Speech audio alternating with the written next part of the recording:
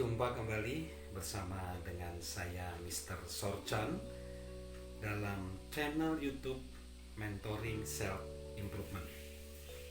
Sekarang saat ini saya akan membahas tentang judul tema yaitu realita kehidupan.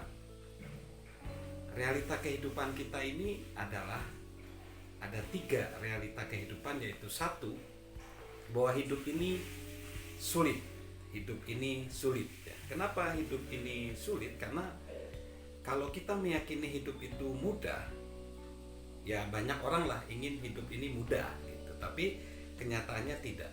Kita berharap kita ini bisa terlepas dari pertikaian, perselisihan, dari masalah. Tapi itu nggak mungkin. Hidup itu sulit. Lalu yang kedua, hidup itu juga sulit untuk setiap orang. Setiap orang ya, hidup itu sulit bagi setiap orang, itu kenyataan. Dan memang sebenarnya semua orang berharap sih hidup ini mudah ya, tetapi sayang bahwa memang tidak ada ya hidup yang mudah itu, dan harus diusahakan agar kita bisa mencari solusi terlepas dari kesulitan itu ya, kita berusaha. Lalu yang ketiga, ada kenyataan bahwa hidup itu sulit bagi beberapa orang dan tidak begitu sulit bagi orang yang lain. Jadi hidup ini seperti lapangan permainan sih, ada yang rata, ada yang tidak rata, ada yang mulus, ada yang enggak. Ya lapangan permainan itu kan tidak rata ya.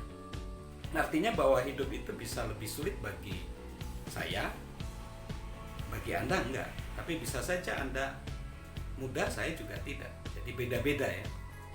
Tingkat kesulitan tiap orang beda-beda. Nah, karena realitas kehidupan hidup ini sulit, maka saya memberikan 5 tips bagaimana caranya supaya hidup yang sulit ini tidak mempersulit kita. Jadi hidup ini udah sulit nih, jangan ditambahin lagi kesulitan itu. Ada 5.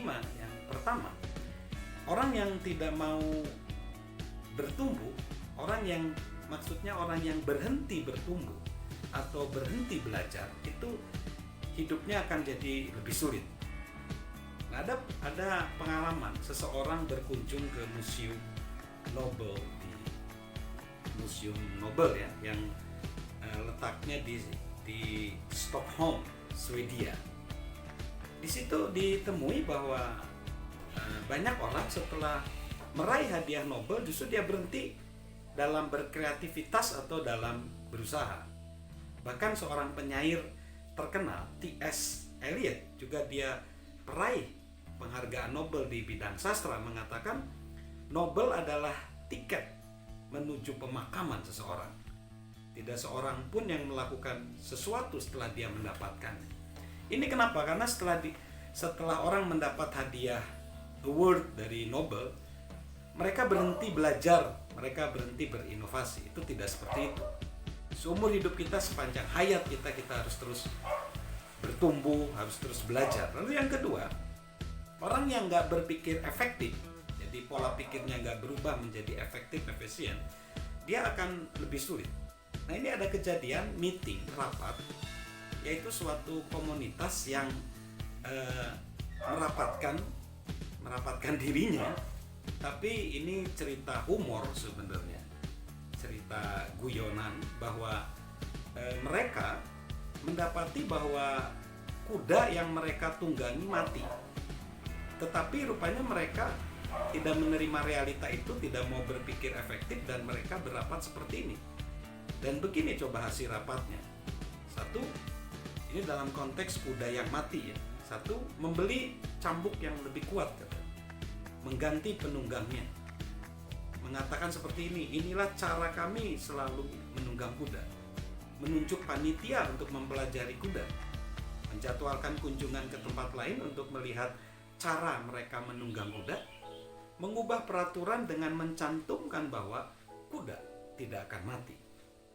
Lalu meletakkan beberapa kuda mati bersama-sama, bahwa kuda itu bisa ditunggangi, lalu mengumumkan bahwa tidak ada kuda terlalu mati untuk ditunggangi, menyediakan dana tambahan untuk meningkatkan kinerja kuda, membeli produk untuk menghidupkan kuda yang mati, membentuk siklus kualitas untuk menemukan fungsi dari kuda yang mati, memeriksa kembali persyaratan kinerja untuk kuda, mempromosikan kuda yang mati untuk menduduki posisi supervisor.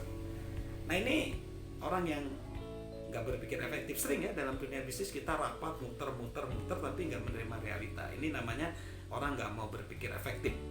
Lalu yang ketiga, hidup akan menjadi lebih sulit sebenarnya bagi mereka yang tidak menghadapi realita. Sama seperti tadi ya, tidak menghadapi realita. Kalau kudanya mati malah mereka berputar-putar, bulet-bulet mikir sesuatu yang tidak realistis.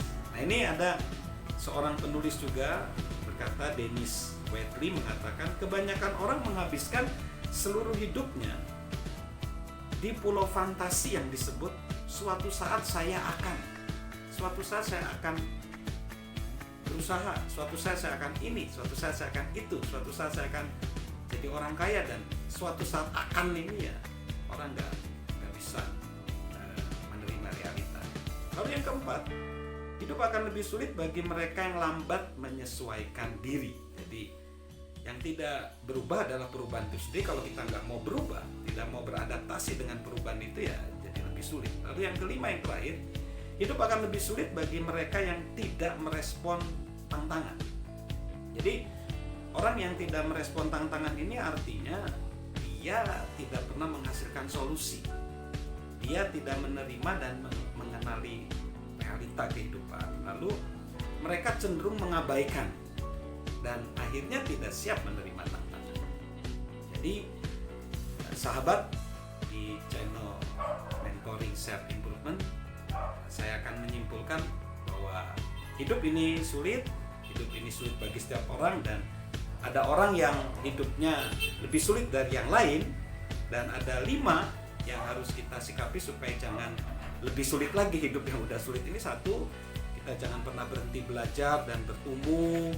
Kita harus berpikir efektif, dan kita harus berani menghadapi realitas. Kita harus menyesuaikan diri dengan perubahan yang ada, dan kita harus merespon tantangan dengan tepat. Bersama dengan saya Mr. Sorchan, salam sukses luar biasa.